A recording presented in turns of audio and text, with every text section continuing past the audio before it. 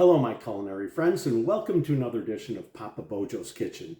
I'm Papa Bojo, and this is my kitchen. Today, I'm going to make for you something pretty special. It's called PODPLOMYCKI. What that is a Polish flatbread.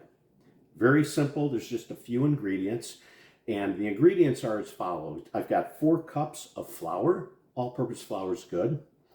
I've got 1 cup of water. I've got 1/3 cup of olive oil, or you can use other oil, or you can use about 3.5 ounces of lard if you want to use that instead. That's more traditional. I've got 1/3 teaspoon of baking powder, and I've got 1/3 teaspoon of salt. We're going to put all these things together, and we're going to mix up this dough. The first thing we're going to do to this dough is we're going to make a little bit of a well. We're going to take the 1/3 teaspoon of baking powder, and we're going to whisk this in. We want to get this as evenly distributed as we possibly can. So I'm just slowly mixing that right now. And I'm going to do the same thing with the salt. With a dough, you always want to put your dry ingredients first. And I'm just mixing it. And now I'm going to give it a good whisk to make sure everything is incorporated. Next, we're going to take and make a well. We're going to add all of the water in. And yes, then we're going to add all of the oil in. Wash my hands, make sure your hands are washed, and start mixing and incorporating this. This is going to be a really wet dough, so it's going to come together pretty quick. It's not so much wet as it is tacky. And if it ends up not being tacky, then what you want to do is you want to add a little bit more water. So I'm ready to knead this, so I'm going to do is I'm going to put a little bit of flour on the countertop, and I'm going to start kneading this. And just fold and use the heel of your hand to push forward. We're going to do this until it becomes fairly smooth, about maybe 2 or 3 minutes. So now the dough is about the way I want it. It's a little drier than I really want it, but what I'm going to do is we're going to take and make this into a ball. We're going to cover it with a tea towel, and then we're going to get a cast iron frying pan as hot as you can over the next 10 minutes while you let this dough rest. So now it's been 10 minutes. We take and we look at the dough, and we'll take the dough and we'll just roll it into a little bit of a cylinder. Then we're going to cut off a piece about the size of a golf ball, maybe a little bigger, and we're going to want to make sure we cover the dough and set it aside. And you can make these by hand, or you can use a rolling pin, put a little flour down, flour your rolling pin, flatten it out with your hand. And then we're going to roll this until it's fairly thin.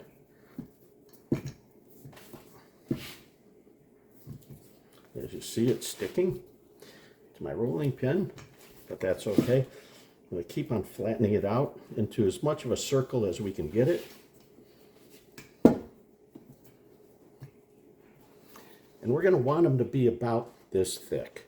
Okay, so now we have the steaming hot cast iron pan. We've got this dough. You can see how nice and thin it is. You want it that thin. You're not going to put anything in this frying pan. It's going to be dry. And then you're just going to let it cook. And you're going to keep cooking, and you'll see some bubbles come up. It's about maybe 25-30 seconds. And what this is going to do, it's going to scorch the underside of this. You can see them bubbles starting up right now. And we're going to go through the complete time so you can see how to cook one of these. See the bubbles starting to pop up. That's an indication that the dough is being cooked all the way through. And that, again, is the reason why you want these ultra thin like this with your rolling pin. You can do it by hand as well, but a rolling pin, you get a nice even thinness. So now I'm going to check these.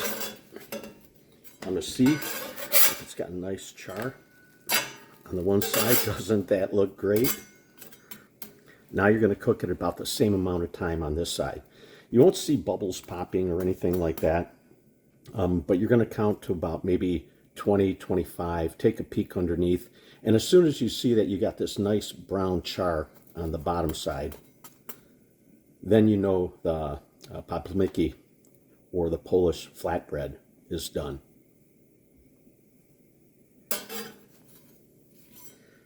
Just a couple more minutes. You can press down too. Or a couple more seconds, not minutes. And I'm going to flip this over so you can see what it looks like. That's what it looks like. And we're going to set this aside. Then you want to take any of these flat things and you want to scrape them off for your next piece.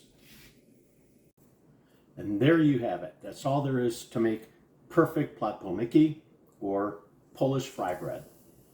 This stuff is fantastic. It's easy to make. You got to try it. But make sure you're making them thin enough so the dough cooks all the way through. You've got an extremely hot frying pan, so it's going to cook quickly. And if it's too thick, the inside's going to be a little raw. So make sure it's thin enough. And there you go. How much better can this be? Now we got to give it a taste.